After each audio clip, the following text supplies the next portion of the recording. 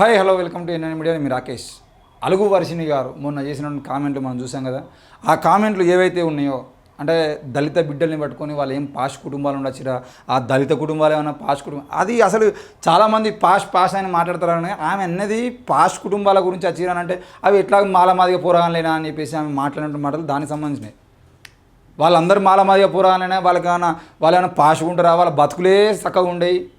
ఆ బాత్రూమ్ కడుక్కొని బతుకులే వాళ్ళ బతుకులు, అట్లాంటి బతుకులు వచ్చిన వాళ్ళు బాత్రూమ్ కడుక్కుంటే తప్పిందనే మీనింగ్తో అన్నటువంటి మాటలని మనం అర్థం చేసుకోవాలి. ఈరోజు అలుగు వర్షిణి గారు అన్నటువంటి మాటలకు మద్దతుగా వాడోడు వీడోడు ప్రెస్ మీట్ పెట్టి మొత్తం ఈ ఇష్యూ మొత్తాన్ని డైవర్ట్ చేయడం కోసం ఇంకో అవినీతి జరిగింది, ఇంకేదో జరిగింది, దాన్ని బయట తీయాలి, దీన్ని బయట తీయాలి. అరే అవినీతి జరిగేది ఉంటే బయట తీయడం కోసం అధికారులు ఉన్నారు భయ్. ఈమె అన్న మాటల గురించి మాట్లాడరు అని అంటే ఇంకేదో ముచ్చట్లు మాట్లాడేటువంటి ఎదవలు ఈరోజు కాంగ్రెస్ పార్టీలు కనబడుతూ ఉన్నారు. అలుగు వర్షిణి చేసినటువంటి కామెంట్స్ ఏవైతే ఉన్నాయో దళిత సమాజాన్ని, దళిత విద్యార్థి లోకాన్ని ఉద్దేశించి ఆమె మాట్లాడినటువంటి మాటలు ఏవైతే ఉన్నాయో ఈ పాష్ కుటుంబాల నుండి రాలేదని చెప్పేసి చెప్పినటువంటి కామెంట్ ఏదైతుందో దాని మీద కాంగ్రెస్ పార్టీ స్టాండ్ అయింది. అలుగు వర్షిణిని ఎందుకు సస్పెండ్ చేస్తలేరు? ఈరోజు ఎవరో ఒకరు ఆ ఐఏఎస్ అధికారో ఐపీఎస్ అధికారో దళితుడై ఉండి కనుక ఇట్లాంటి మాటలు అగ్రకులాల గురించి మాట్లాడితే మీరు ఊకునే వాళ్ళ? అద్దంకి దయాకర్ అని ఒక ఎమ్మెల్సీ, ఇప్పుడు ఎమ్మెల్సీగా వాళ్ళకు గొంతు మీదకి వచ్చిన తర్వాత ఎమ్మెల్సీ పదవి ఇచ్చారు అనుకోండి. ఆయన లాంటి వాడు కాంగ్రెస్ పార్టీ కోసం ఆనాడు కోమటిరెడ్డి కుటుంబాన్ని ఏదో అన్నాడని చెప్పేసి ఎమ్మెల్యే టికెట్ ఇవ్వకుండా, ఎంపీ ఇవ్వకుండా, మొదటిసారి ఎమ్మెల్సీ టికెట్లలో కోదండరామ్ సార్ పేరు పెట్టినప్పుడు ఈయనకు రాకుండా చేసి కాంగ్రెస్ పార్టీలో నిన్న మొన్న వచ్చినటువంటి వాళ్ళకు అయినా కూడా ఇస్తామని చెప్పి అద్దంకి దయాకర్ను ఎంత దూరం చేసుకుంటూ వచ్చారో మనం అందరం చూసినాం కదా. అంటే దళితులు అధికారులుగా ఉండి, దళితులు నాయకులుగా ఉండి ఏదైనా మాట్లాడితేనేమో మీరు దాని మీద చూపించేటువంటి ప్రతాపం వేరే రకంగా ఉంటుంది. ఈరోజు ఒక ఐఏఎస్ అధికారిగా ఉన్నటువంటి వ్యక్తి దళిత బిడ్డలను ఉద్దేశించి బాత్రూమ్లు అడుగునేటువంటి ఈ బిడ్డలకు బాత్రూమ్లు అడుగుంటే తప్పేందని చెప్పేసి ఆమె మొత్తం దళిత సమాజాన్ని కామెంట్ చేసేది ఉంటే ఇప్పటివరకు ఆమె మీద చర్యలు తీసుకోకపోవడానికి కారణమైంది.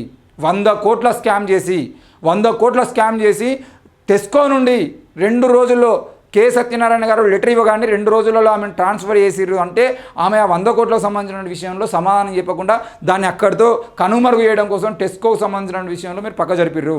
అట్లాంటి అవినీతి పరులారు ఈరోజు మళ్ళీ తీసుకొచ్చి గురుకులాల సెక్రటరీగా పెట్టడానికి కారణం ఏంది అంటే ఇక్కడ నీ అవినీతి ఎంతనే చేసుకోమా, ఈడెవడు పట్టించుకుంటోడు, నువ్వు ఈడ ఏం మాట్లాడిన నిన్ను అడిగేటోడు ఉండడు, నీ ఇష్టరాజ్యం అని చెప్పేసి ఆమెను ఇక్కడ తీసుకొచ్చి పెట్టిరా. ఇంకా ఆ తల్లి ఆమె ఆ సుధపూసనట ఏదో మంచి అధికారి అట అని చెప్పేసి ట్విట్టర్లో తల్లిదండ్రులతో వీడియోలు వేయించి పెడతా ఉన్నారు.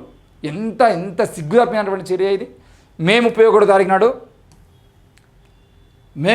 నాడు రియల్ పేరెంట్స్ ఠాకా అని చెప్పేసి తెలంగాణ సీఎంఓని ట్యాగ్ చేసి, రేవంత్ రెడ్డిని ట్యాగ్ చేసి, బట్టి విక్రమార్కని ట్యాగ్ చేసి అసలు నువ్వు మంచిదానివే అయిన తర్వాత నిరూపించుకోవాల్సిన అవసరం ఏమన్నా తల్లి? ఇప్పుడు నేను శుద్ధపూసని అయినప్పుడు మళ్ళీ నేను శుద్ధపూసాన్ని నిరూపించుకోవడానికి తల్లిదండ్రులతో మాట్లాడుకోవాల్సిన అవసరం ఏమున్నది?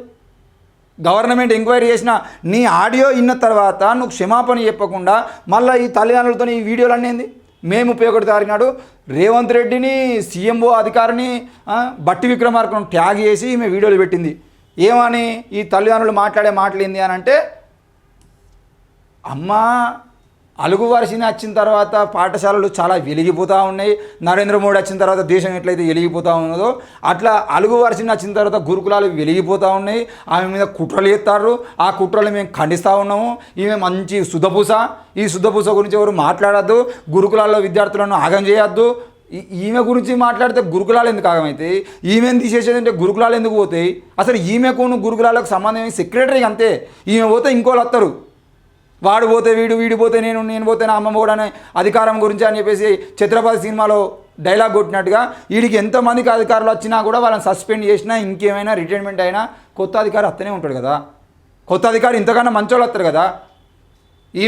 ఈమె మాటలు మొత్తం దళిత సమాజాన్ని అత్యంత హీనంగా చూస్తూ ఆమె మాట్లాడినటువంటి మాటల మీద ఈరోజు దళిత సమాజము మొత్తం మీడియా అందరూ వ్యతిరేకిస్తూ ఉంటే ఈమె ఏ బెదిరింపులతోని ఏ మాటలు చెప్పి ఎవరి బినామీలుగా తీసుకొచ్చుకొని ఈ పేరెంట్స్తోని వీడియోలు వేయించేటువంటి పరిస్థితి ఉంది. రేపు పొద్దుగాల ఇప్పుడు ఆనాడేదో వైఎస్ జగన్మోహన్ రెడ్డి కోసం ఒక అమ్మాయి ఒక వీడియో చేసి ట్రోల్ అయినట్టుగా రేపు పొద్దుగాల వీళ్ళు ట్రోల్ అయ్యి వీళ్ళు ఆత్మహత్యలు చేసుకునేటువంటి పరిస్థితులు వచ్చేది అంటే ఎవడు బాధ్యత వహిస్తాడు?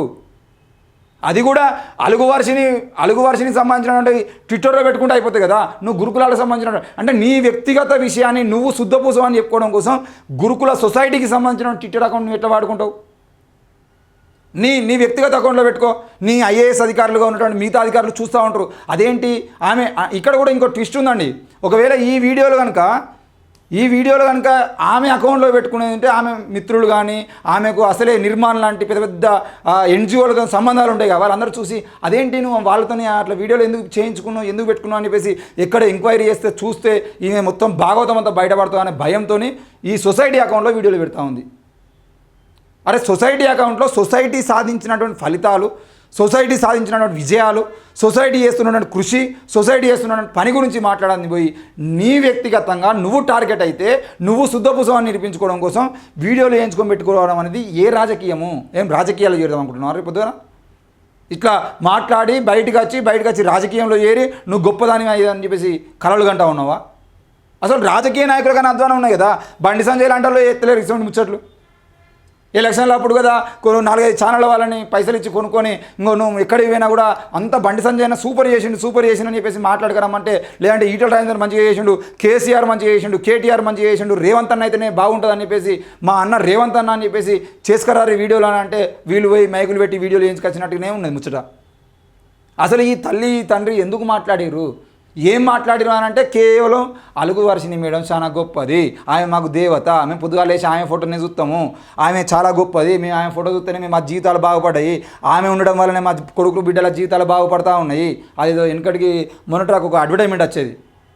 మిత్రుల ఫ్రెండ్స్, నేను పొద్దున్నే లేచి బర్రెకాడికి పోతాము, మేము బర్రెపాలు వింటుతామని ఏదేదో డైలాగ్ ఉన్నట్టు సేమ్ యాజ్ ఇట్ ఈజ్ బట్టి పట్టించి మరీ తల్లిదండ్రులతో చెప్పిస్తూ ఉన్నారు. ఎంత సిగ్గుమాలినటువంటి చర్య ఇది.